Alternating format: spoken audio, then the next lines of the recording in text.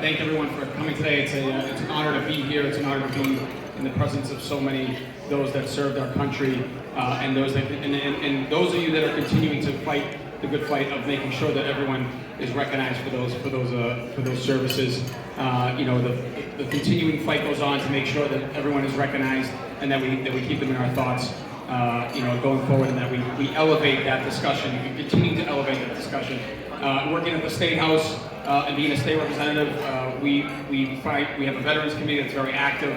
We try to make sure we're passing legislation on a continuous basis that allows us to focus on how to better improve the lives of our veterans as they come home. And so, but I'm here in one respect to say greetings, but I'm also here in a respect to introduce one of the honorees, and that is my buddy, City Councilor Eddie Flynn.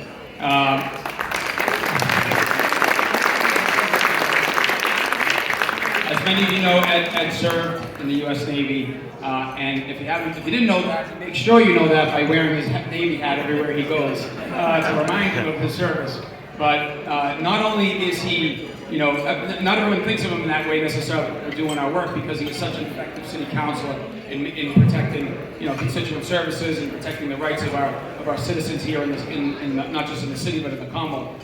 But Ed's first and foremost love was service to his country, and there's no better service I think he's ever had than doing that. He's an inspiration to many of us that serve with him, that work with him, and I'm proud to call him a friend, proud to call him a colleague. And tonight you are getting, tonight you're an honoree. You're getting an honor as well. So please give a warm welcome and a congratulations to our dear friend, City Councilor Ed Flynn.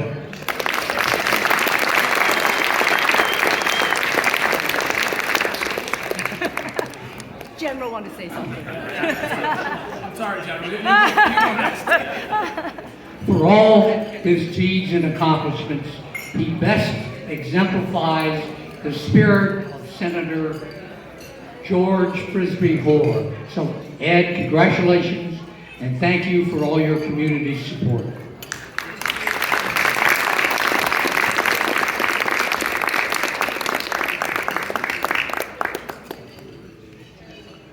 Thank you, General Chen, and thank you, Representative Chairman Michaelitz, and I'm honored to be here with you, General, and your heroic service to our nation for so many years. And I want to say thank you also to my colleague, Aaron Michaelitz, for his role in support of supporting veterans and military families at the State House.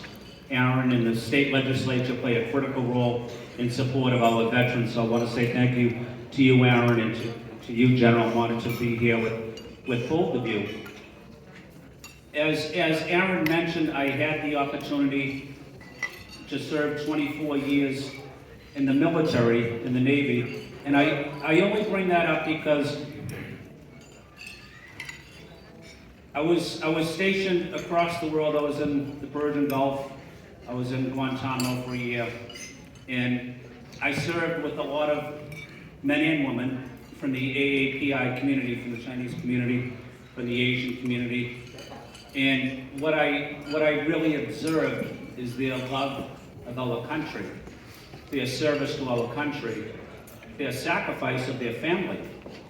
Also, whether they were here in Boston or Los Angeles or Texas.